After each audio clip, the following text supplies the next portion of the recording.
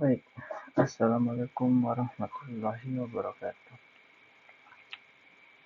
Perkenalkan, nama saya Abel Eka Putra dengan NIM H07131088 dari Program Studi Sistem Informasi. Kali ini saya akan mengerjakan tugas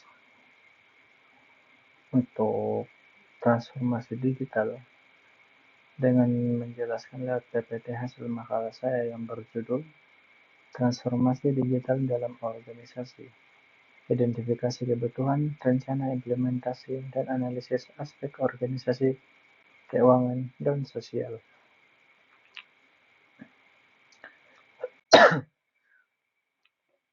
Baik, pada kesempatan kali ini, saya akan memberikan sedikit spoiler untuk pembahasannya. Pembahasan ini mengeksplorasi definisi, urgensi, manfaat, tantangan, dan strategi transformasi digital dari berbagai aspek. Misalnya aspek teknologi, organisasi, keuangan, dan sosial.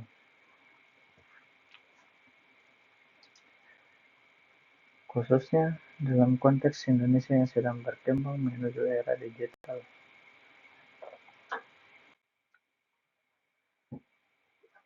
Baik, pertama yaitu pengertian dan urgensi transformasi digital. Yang pertama yaitu definisi transformasi digital. Transformasi digital adalah proses mengadopsi teknologi digital dalam seluruh aspek organisasi, digunakan untuk meningkatkan efisiensi, kualitas, layanan, dan daya saing. Ini bukan sekedar penerapan teknologi, tetapi perubahan menyeluruh pada proses bisnis, budaya organisasi, dan pengalaman pelanggan. Selama ini kan kita sering mendengar kata digitalisasi. Nah, ada perbedaan antara digitalisasi dan transformasi digital meskipun agak mirip ya. Digitalisasi hanya sebatas mengubah data atau proses analog menjadi digital. Sementara itu, transformasi digital mencakup perubahan mendasar dalam cara organisasi beroperasi dan menciptakan nilai. Nah, urgensi transformasi digital di Indonesia. Di Indonesia itu sangat penting menerapkan transformasi digital. Indonesia itu perlu bertransformasi digital untuk meningkatkan efisiensi pelayanan publik dan swasta, memperkuat daya saing global, serta menciptakan SDM yang melek teknologi. Transformasi ini juga penting dalam memperluas inklusi digital ke daerah terpencil. Nah, di sini kita mempunyai tren global transformasi digital. Berbagai tren global mendukung transformasi digital seperti penggunaan artificial intelligence atau AI, Internet of Things, IoT, cloud computing, dan blockchain. Semuanya mendorong efisiensi, otomatisasi, dan pengambilan keputusan berbasis data. Hal ini pun seharusnya harus diterapkan di Indonesia ya, harus betul-betul diterapkan di Indonesia agar Indonesia dapat bertransformasi untuk meningkatkan efisiensi pelayanan publik maupun swasta. Kita juga harus meningkatkan dan memperkuat daya saing global tentang transformasi digital tentang IoT, AI. Dan kita juga perlu meningkatkan SDM yang melek teknologi agar dapat menciptakan AI ataupun IoT ataupun semua yang berbau digital menjadi lebih baik lagi. Nah, manfaat transformasi digital. Organisasi yang sukses melakukan transformasi digital akan memperoleh efisiensi operasional, kecepatan layanan, pengalaman pelanggan yang lebih baik, inovasi berkelanjutan, dan keunggulan kompetitif. Tapi untuk mencapai manfaat tersebut, kita dihadapkan dengan beberapa tantangan. Adapun beberapa tantangan utama adalah keterbatasan infrastruktur dan kurangnya lapangan kerja yang bersiap berubah, kekurangan tenaga kerja, dan kekurangan tenaga keamanan cyber. Ini ada aspek organisasi dalam transformasi digital. Dalam konteks organisasi, transformasi digital berarti mengubah struktur, proses, dan budaya kerja agar dapat beradaptasi dengan teknologi baru. Ini mencakup pembentukan tim digital, perubahan model kepemimpinan, dan pengelolaan perubahan. Nah, faktor-faktor yang mendorong transformasi digital. Beberapa faktor utama meliputi perubahan perilaku konsumen yang lebih digital, meningkatnya persaingan bisnis, kemajuan teknologi, serta tuntutan efisiensi dan transformasi. Di zaman sekarang kan sudah banyak merchant ataupun toko belanja online.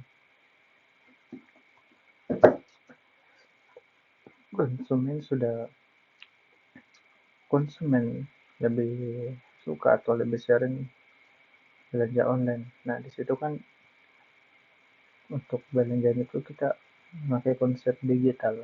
Maka dari itu kita harus mendorong perubahan transformasi digital agar kita dapat memenuhi perkembangan zaman yang terus berkembang.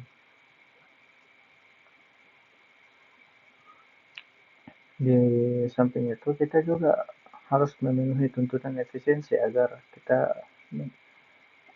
sebuah organisasi dapat menghasilkan nilai dengan lebih cepat. Dengan adanya transformasi digital, kita tidak perlu lagi kerepotan. Misalkan kita tidak perlu keluar atau pergi jauh untuk membeli barang, tetapi hanya di rumah saja untuk memesan barang. Nah, tujuan transformasi digital, tujuan utamanya adalah meningkatkan produktivitas, memberikan layanan yang lebih baik, menciptakan inovasi mutakhir bisnis, dan mempertahankan daya saing dalam jangka panjang. Aspek organisasi dalam transformasi digital. Nah, lanjutan dari aspek yang lainnya yaitu tantangan proses transformasi digital.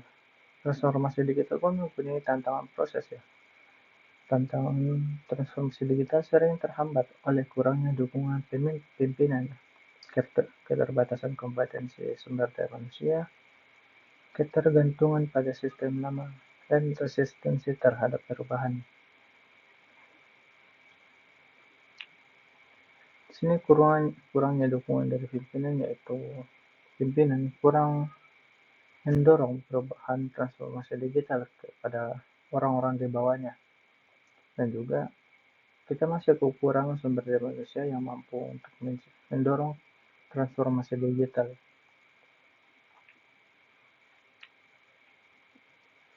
Lanjut yaitu manfaat jangka panjang dan pendek. Pada jangka pendek, efisiensi waktu dan biaya. Nah, untuk ketika kita telah mencapai perubahan untuk transformasi digital, kita akan memangkas waktu dan biaya. Di sini kita mengefisiensi waktu dan biaya.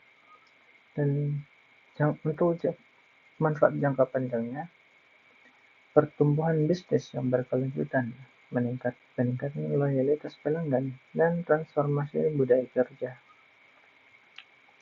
Kita bisa mengambil contoh pada Gojek, mentransformasi layanan transformasi dan pembayaran dari awalnya offline, kita perlu mencari Gojek, kita pergi cari ojek, jalan ke posnya. Sekarang kita tinggal di rumah dan memesan, kita dijemput sampai ke rumah. Nah, yang kedua yaitu Tokopedia, mendorong digitalisasi UMKM. Bayangkan selama ini kita untuk membeli barang kita harus ke pasar, ke toko. Sekarang kita cuma bisa di rumah memesan barang. Adapun yang lainnya itu BRI, melalui BRI Link, memperluas inklusi keuangan digital. Kita tidak perlu ke bank lagi untuk untuk transaksi saja. Kita jadi bisa di rumah untuk transaksi keuangan. Selanjutnya itu aspek keuangan dan sosial. Yang pertama, implikasi keuangan. Investasi awal transformasi digital cukup besar, mencakup infrastruktur, pelatihan, dan sistem baru. Namun, jika dikelola dengan baik, akan menghasilkan efisiensi dan pendapatan berlipat dalam jangka panjang. Ini pun memiliki beberapa resiko. Ini kita mempunyai resiko dan strategi keuangan. Resiko keuangan meliputi pemborosan anggaran, proyek gagal, atau ROI yang lambat. Nah, di sini kita bisa saja melalui resiko untuk keuangan, yaitu pemborosan anggaran. Kita bisa saja menggunakan anggaran dan proyeknya itu tidak berhasil atau proyeknya gagal. Kita juga bisa berlebihan untuk memasukkan anggaran untuk proyek, padahal itu belum tentu berhasil.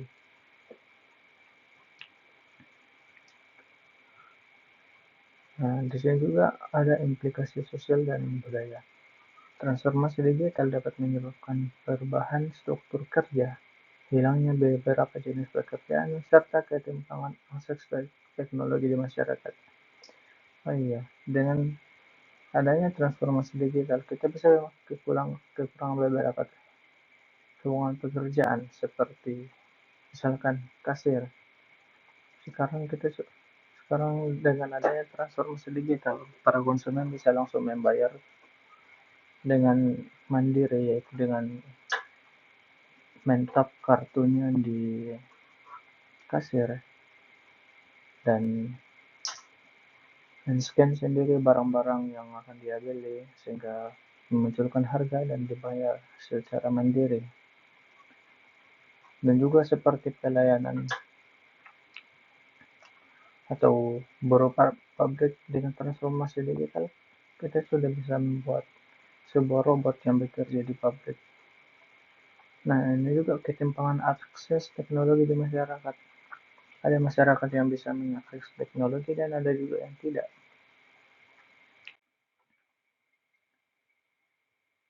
Selanjutnya yaitu analisis biaya dan manfaat. Evaluasi biaya dan manfaat diperlukan agar organisasi memahami potensi keuntungan jangka panjang dibandingkan pengorbanan di awal, serta menghindari investasi yang tidak produktif. Ini juga menghindari pemborosan anggaran. Selanjutnya yaitu strategi pengelolaan dampak sosial. Strategi mengatasi dampak sosial meliputi pelatihan uang tenaga kerja, peningkatan literasi digital, serta pengembangan inklusi digital agar semua kalangan bisa terlibat. Ini ada peran stakeholder. Pemerintah berperan dalam regulasi dan infrastruktur, perusahaan sebagai pelaksana inovasi, dan masyarakat sebagai pengguna, dan karyawan sebagai pelaku utama perubahan. Keterlibatan karyawan. Karyawan harus diajak berpartisipasi sejak awal, dilatih, dan diberdayakan untuk mencegah resistensi dan mendorong adopsi optimal.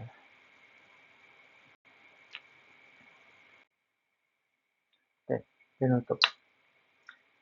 Transformasi digital adalah keniscayaan di era modern. Keberhasilan ditentukan bukan hanya oleh teknologi, tetapi juga oleh kesiapan manusia dan organisasi. Kolaborasi antara pemerintah, sektor swasta, dan masyarakat sangat penting untuk memastikan transformasi digital yang inklusif dan berkelanjutan. Sekian dari saya. Kurang lebihnya mohon dimaafkan. Assalamualaikum warahmatullahi wabarakatuh.